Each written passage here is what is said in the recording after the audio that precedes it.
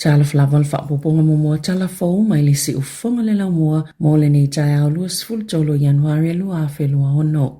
Olo o whaawau pesa ilinga I tangata iele tali tonunga olo tau mia I lalo le palapala le na solo I Mount Maunganui e le tai au la sotofi e au fiei ni tamaiti. Sa ngā lulu e mai laval vaenga o ngā luenga lavea I le po ana po ile sa ilinga o tangata na tau mia I camper vans ma poloka iei fale ta ele no whanga I whaiei ta whaonga. Ma tō laua pinga I Mount Maunganui na whaamaoni ele min stau whaalawlaw whaafo se I Mark Mitchell le iei o se tene I titi le numero tangata o lo sa ilia. Ai lua ni tino mali liu na maua mai le ele na solo Welcome Bay Road I papa moa peo na whaamaoni e leo na o la tau whaalia e to lua tangata na sa ilia na o solo le palapala I lungo ni fale I le awala na manua tingai na se tasi tangata na iei le fale e tasi le fale I Welcome Bay Road na matua whaale ngaina I le solonga o palapala I le tae au ai na ave e sea ni tangata mai nisi fale o lo no nofo pea mali popole tangata Welcome Bay I le toi solo le ele o fautuaina le atunu ina I tau mamau ese mai mawaenga na solo a o whaawa waile ngaluenga lavea ai mali sa ilinga ni tangata o lo masalomia o a fiel whaalu lave. Ai o lo moto sia pele ele tise nisi o vaenga Waikato I se saewa pe Northland, Coromandel, Bay of Plenty, Mataira, Fiti, ono o tūlanga lolo wao le tau I le nei vaiaso. Na lipotie nisi o ainga I Kispan lo nato talino ni telefoni na o nato masalo e mai se tangata po nisi na pipelo atu whaapea o I lato e mai le official pule ngā no le na whaao o I nato le whaatonunga ina ia o ese mai o lato whale le vaveao le stofi beto sa o le tolu le vaveao le na o lato mawainai le avala au na whaamaoni e le ofisa mo au onanga o whaalavla whaafosei ele I whaielo lato ofisa po o le pule ngā no ni vala au whaapea mai le o lamatia fo'i o lātou whale mai ni lo longa I lea taimi. O tu ina atu la pata inga a ia au nanga I tangata lautele ina ia mata alia I whainga tau whaasese whaapea. O le ale a waile pale mia Christopher Laxon I le pātu patinga o le rātana ona o le a ia sia I tū mālo I ena matua mawhatia I tū langa lolo wao le tau I le nei vaiaso pe ona whaamaoni e so upu mailo na ofisa o le amalanga Laxon I East Cape ma Bay of Plenty. Sa talano atu le pale mia itai o le loto rātana I le awa uli o le stofi o le a waile minista o tupe Nicola Willis e whai masui o le National whaapea I matama po taka e ele talitonunga o le a awai fo I le Labour, Greens, New Zealand First, ma le vaenga whaupu whai e Māori, e le māsani o na awai le Act ini pati patinga o le rātana.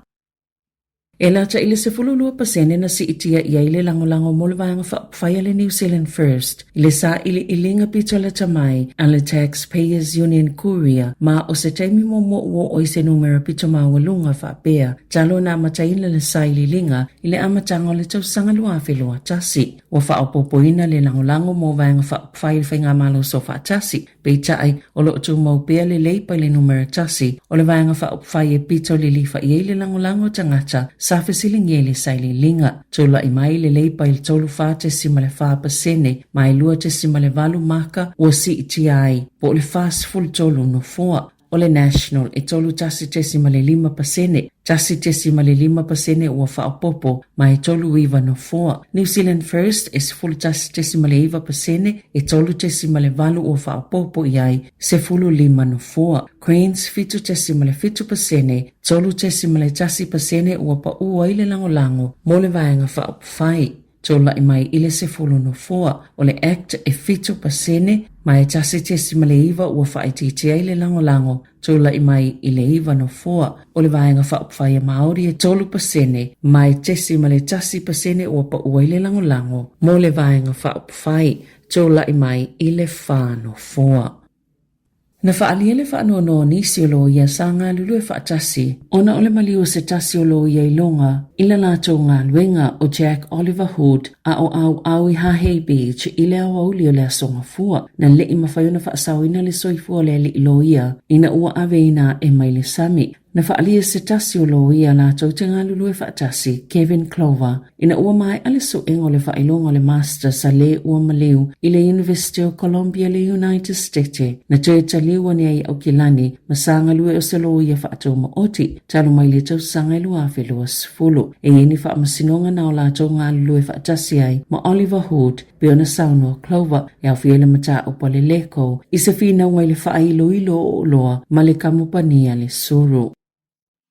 Wala pata ina le komisi mo mta optau i pisinisi il whaala potopotonga o kompania le Woolworths i New Zealand o na yele talitonunga i fōlinga mai ua solia le tūla fono o tau vango whaatawa inga i whale o loa pe o na i u iai seilu i longa le whaanga solonga o le ave esenga o loa supermarket te tele mai lisi alo ia o loa o lo whaatau ina atu. Sa whaia le komisi seilu i longa i awala supermarket te tele umalava ina ia sa ili po o whaamalia ina la tau matawhaioi e te tauna whaatino i lalo le ta iala o le sapalaio o loa e au fiele tūlanga i o loa le a whaawau pea o na whaatau atu e supermarketi e iei o loa ua ave esea malelisi pe ua ave ese mai mawhata o whane o loa. O le aso momo me e whaamalu si e le whaongango le Grocery Supply Code. Po o le ta iala mo le whaatau ngau o loa. So o se vaenga i loa ua le mulmul ta iai lea ta iala lo na winga ua solia i foi le tūla fono. I whawhata New Zealand, na pueina leo i Panama le li o Dallas poko ni tolu tau sanga o Toronto ona o amio nga tau whaavalea na ia pepelo a ia whaapea o ia o se pailate i lunga o vaalele ina ia o na mawaini malanga fua mai company vaalele i Amerika na te e o na molianga ina ua ave whaamalosi pe samania i le United States Itali o na molianga o whaamamonga le whaamasinonga o lo mawai sa whai ngā luenga poko ni ki lunga o vaalele se company vaalele i Toronto mai le lua fulfitu e o atu lua fulwiva ona ia whaonga ina leo se ID pepelo o tangata whainga luenga mai lea lava company e mawaini pepa malanga mo pailate ma flight attendants i longa o isi company vaalele se tolu. Sa ia talo sanga ina fo ile avanoa e no fo ile no fo whaopopo i te tono le poto pailate le ai maasanu na wha avanoa mo se pailate leo whainga luenga i le taimeo se whainga malanga. E leo whailo ina ingoa company vaalele ia na malanga fua ile tau lea lea. E ua ta ua e yeo lato ofisa autu i Honolulu, Chicago, ma Fort Worth, Texas, ele Italiane le Hawaiian Airlines, United Airlines, ma le American Airlines, ia e yeo lato ofisa i tutono ia se tete, e se talo sanga ale Associated Press, mo se talanoanga i lea mata upo.